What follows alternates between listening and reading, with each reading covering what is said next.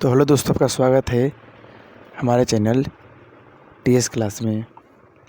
आज मैं class 10th का अर्थशास्त्र का इकोनॉमिक्स का ऑब्जेक्टिव क्वेश्चन लेकर आया हूँ।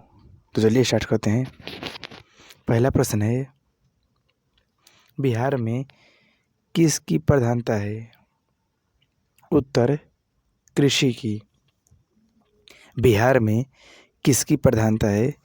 उत्तर, कृषि की। बिहार में जो है कृषि की प्रधानता है। दूसरा है, बिहार में विकास की सबसे बड़ी बाधा क्या है? उत्तर, बाढ़। बिहार में विकास की सबसे बड़ी बाधा क्या है? उत्तर, बाढ़। बाढ़ जो है बिहार में विकास की सबसे बड़ी बाधा है, बाढ़। 3 पे है, बिहार के पिछड़ेपन को दूर करने के कौन से उपाय हैं?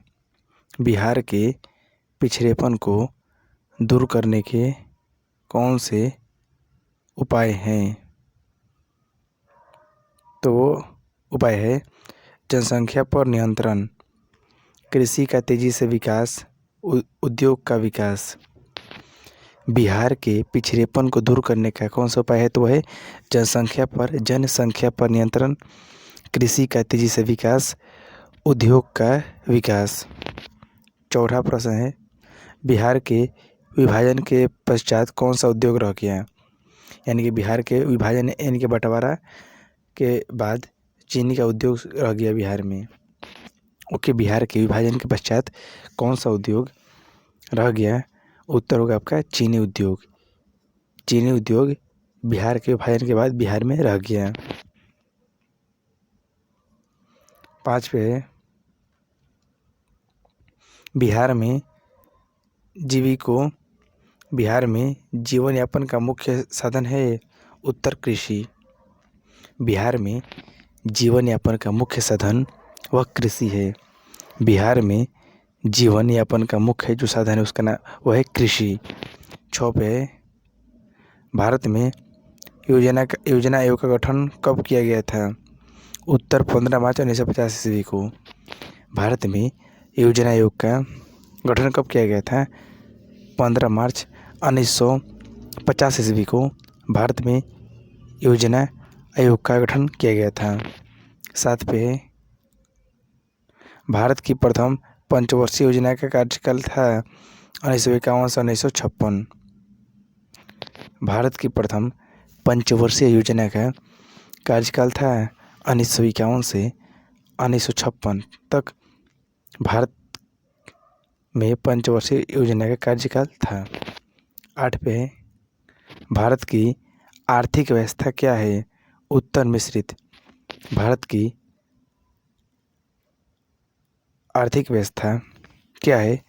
उत्तर, मिश्रित है भारत की अर्थव्यवस्था। 9 पे है, भारत में नीति आयोग की स्थापना कब हुई? भारत में नीति आयोग की स्थापना कब हुई? 2015 ईस्वी में। ओके, भारत में नीति आयोग की स्थापना कब हुई? 2015 में भारत में नीति आयोग की स्थापना हुई थी 2015 में। 10 पे है कि किस क्षेत्र को प्राथमिक क्षेत्र कहा जाता है? किस क्षेत्र को प्राथमिक क्षेत्र कहा जाता है? कृषि, पशुपालन, मत्स्य पालन को। कृषि, पशुपालन, मत्स्य पालन को प्राथमिक क्षेत्र कहा जाता है। दोस्तों, ये वेरी इंपॉर्टेंट सवाल है क्योंकि बहुत बार पूछा गया है ये वाला सवाल कि किस क्षेत्र को प्राथमिक क्षेत्र कहा जाता है? तो उत्तर है कृषि, पशुपालन, मत्स्य पालन को प्राथमिक क्षेत्र कहा जाता है। 11 पे है, किस क्षेत्र को द्वितीयक क्षेत्र कहा जाता है? उत्तर होगा निर्माण विद्युत जल पूर्ति से। ओके, जलापूर्ति से। तो निर्माण और जलापूर्ति से को द्वितीयक क्षेत्र कहा जाता है। निर्माण विद्युत जलापूर्ति, इसे द्वितीयक क्षेत्र कहा जाता है। ये भी आपको याद रखना है। 12 पे है, किस क्षेत्र को तृतीयक क्षेत्र कहा जाता है? सेवा क्षेत्र, व्यापार, परिवहन, संचार। इन चारों को तृतीयक क्षेत्र कहा जाता है। सेवा क्षेत्र हो गया, व्यापार हो गया, परिवहन, संचार, इन्हें तृतीयक क्षेत्र कहा जाता है। 13 पे है, किस अर्थव्यवस्था में उत्पादन के साधनों पर किसी व्यक्ति या निजी संस्था का अधिकार होता है? तो है पूंजीवादी अर्थव्यवस्था।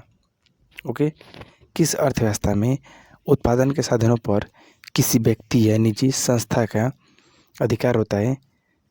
तो उत्तर होगा पूंजीवादी। पूंजीवादी अर्थव्यवस्था पर किसी व्यक्ति या निजी संस्था का अधिकार होता है, पूंजीवादी। और इसकी एग्जाम्पल की बात करें तो अमेरिका है। अमेरिका में पूंजीवादी अर्थव्यवस्था है। 14 पे है, किसी देश के विकास का स्तर किस आधार पर निर्धारित किया जाता है? उत्तर है आपका स्वास्थ्य की स्थिति, प्रति व्यक्ति आय, साक्षरता दर। इन तीनों के आधार पर किसी देश की विकास का स्तर निर्धारित किया जाता है। ओके, स्वास्थ्य की स्थिति, प्रति व्यक्ति आय और साक्षरता दर, इन तीनों पर किसी देश के विकास का स्तर निर्धारित किया जाता है। 15 पे है, योजना आयोग को भंग कौन सा आयोग बना? योजना आयोग को भंग कर कौन सा आयोग बना? तो उत्तर होगा आपका नीति आयोग।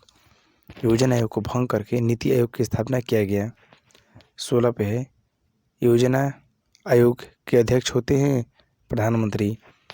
योजना आयोग के अध्यक्ष प्रधानमंत्री होते हैं और नीति आयोग जो है उसका भी अध्यक्ष प्रधानमंत्री ही होते हैं। 17 पे है, योजना आयोग के सदस्यों की संख्या होती है 8। योजना आयोग के जो सदस्यों की संख्या होती है वो 8 होती है। योजना आयोग के सदस्यों की जो संख्या होती है वह 8 होती है। 18 पे है, आर्थिक क्रियाओं का उद्देश्य क्या होता है? उत्तर जीविकोपार्जन। आर्थिक क्रियाओं का उद्देश्य क्या होता है? जीविकोपार्जन आर्थिक क्रियाओं का उद्देश्य होता है।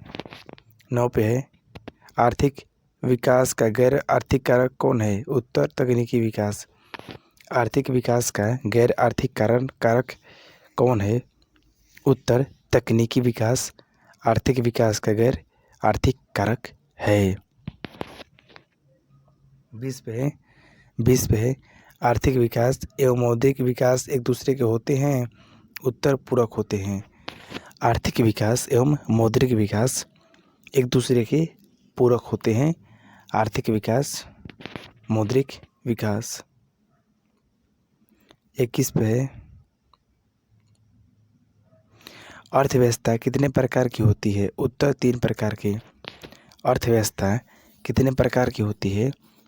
तो 3 प्रकार की होती है अर्थव्यवस्था। 22 पे है, नरेगा एक कार्यक्रम है उत्तर राष्ट्रीय स्तर पर। नरेगा एक कार्यक्रम है उत्तर राष्ट्रीय स्तर पर। नरेगा एक कार्यक्रम है। 23 पे है, बिहार एक पिछड़ा राज्य है?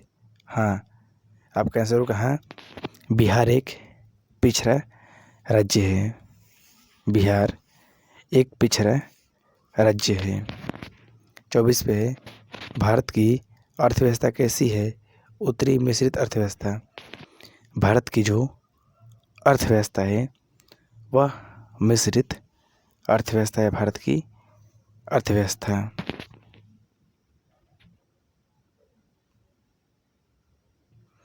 25 पे है, अमेरिका की अर्थव्यवस्था कैसी है? उत्तर पूंजीवादी अर्थव्यवस्था। अमेरिका की अर्थव्यवस्था कैसी है? उत्तर पूंजीवादी अर्थव्यवस्था जो है ये अमेरिका की अर्थव्यवस्था है, पूंजीवादी अर्थव्यवस्था। 26 पे है, जनसंख्या की दृष्टि से आर्थिक विकास की गति क्या होती है? उत्तर मंद हो जाती है। जनसंख्या की वृद्धि से यानी कि जनसंख्या की अधिक जब होती है तो जो विकास की गति होती है वो मंद हो जाती है, यानी कि स्लो हो जाती है, धीमी हो जाती है। 27 पे है राष्ट्रीय विकास परिषद का गठन कब हुआ है? 1952 ईस्वी में। राष्ट्रीय विकास परिषद का गठन कब हुआ? उत्तर 1952 ईस्वी में राष्ट्रीय विकास परिषद का गठन किया गया। 28 पे सब्जी के उत्पादन में बिहार को देश में कौन सा स्थान प्राप्त है? उत्तर दूसरा स्थान। सब्जी के उत्पादन में बिहार को देश में कौन सा स्थान प्राप्त है? उत्तर दूसरा स्थान जो है बिहार को प्राप्त है सब्जी के उत्पादन में। प्रश्न नंबर 29 है जिस देश की राष्ट्रीय आय प्रति व्यक्ति आय से अधिक होता है वह देश कहलाता है विकसित देश कहलाता है। ओके, जिस देश की राष्ट्रीय आय या प्रति व्यक्ति आय अधिक होता है वह देश कहलाता है तो वह विकसित देश उसी को कहा जाता है। 30 पे है सतत विकास का उद्देश्य है अपने लिए और आने वाले संपत्ति के लिए। सतत विकास का उद्देश्य है अपने लिए और आने वाले संपत्ति के लिए, ये सतत विकास का उद्देश्य है। ओके दोस्तों, तो ये थे 30 क्लास 10th के अर्थशास्त्र के ऑब्जेक्टिव क्वेश्चन। दोस्तों ये काफ़ी इंपॉर्टेंट क्वेश्चन है, आप यदि क्लास 10th में है तो ये वीडियो आपके लिए काफ़ी इंपॉर्टेंट है। वीडियो पसंद है तो लाइक कीजिएगा, चैनल को सब्सक्राइब कीजिएगा। मिलते हैं नेक्स्ट वीडियो में नेक्स्ट सवालों के साथ। और दोस्तों आपको और भी वीडियो देखना है वर्ड मीनिंग से संबंधित तो आप हमारे चैनल के प्लेलिस्ट में जाकर और वीडियो आप देख सकते हैं।